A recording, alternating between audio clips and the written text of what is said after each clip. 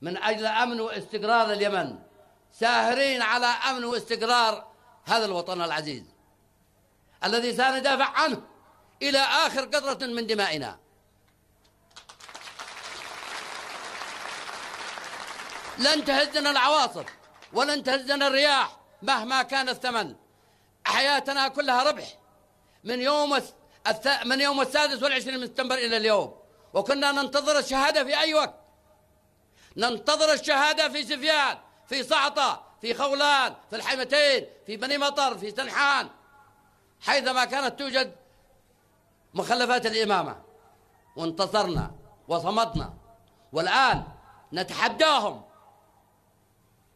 أن يصمتوا. الآن يتآكلون شيئا فشيئا. فعلى شعبنا اليمني العظيم الصمود ومواجهة هذا التحدي في العزل، في القرى، في المدن، في الطرقات. واجهوا التحدي بتحدي.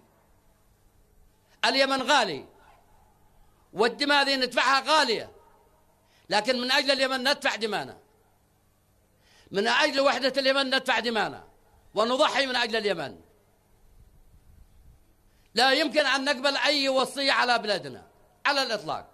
حتى المال الذي يتدفق لعناصر التخريب والتمرد في اللقاء المشترك مال مدنس وخسيس، وهو يدفع الآن لليمن، لكن ستتحطم على صخرة وعي شعبنا ومؤسساته العسكرية والأمنية كل أنواع المؤامرات. تحياتي لكم في المؤسسة العسكرية والأمنية ولكل أبناء شعبنا ولكل من أنجبت ضابطا وجنديا شريفا يدافع عن هذا الوطن. تحية لأمهاتكم الذي أنجبتكم،